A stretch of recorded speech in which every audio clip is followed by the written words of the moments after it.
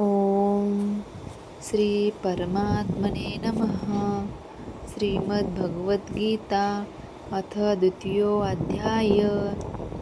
श्लोक 6. अर्जुन उवाच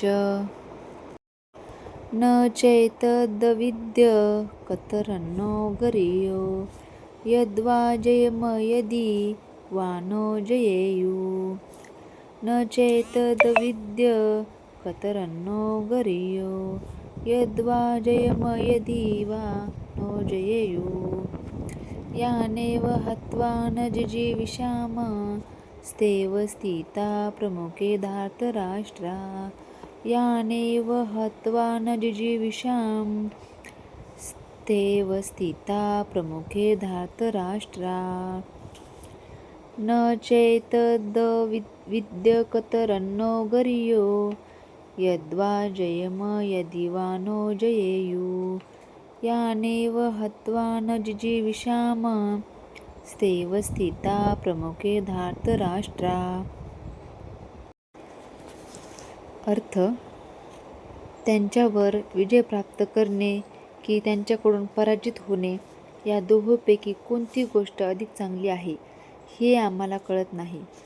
जर आम्ही धृतराष्ट्रपुत्रांची हत्या केली तर आम्हाला जगण्याची आवश्यकता नाही. तरी देखील युद्धभूमीमध्ये ते आमच्या समोरच उभे आहेत. तात्पर्य: जरी युद्ध करणे हे क्षत्रियांचे कर्तव्य असले तरी युद्ध करून अनावश्यक हिंसा करण्याचा धोका पत्करावा की युद्धापेक्षा भिक्षा मागून जीवन कंठावे हे अर्जुनाला कळत नव्हते.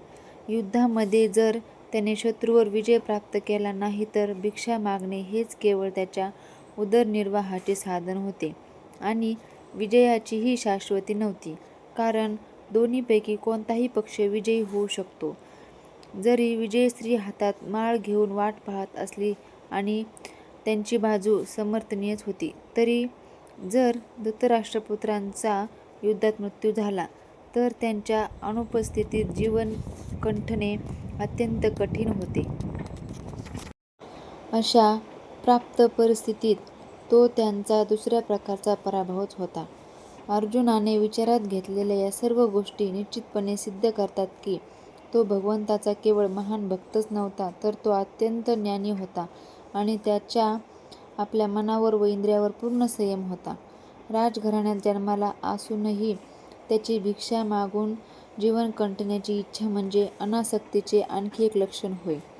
हे सर्व गुण आणि भगवान श्रीकृष्ण यांच्या आज्ञेवरील त्यांचा विश्वास दर्शवतो की तो खऱ्या अर्थाने सद्गुणी होता.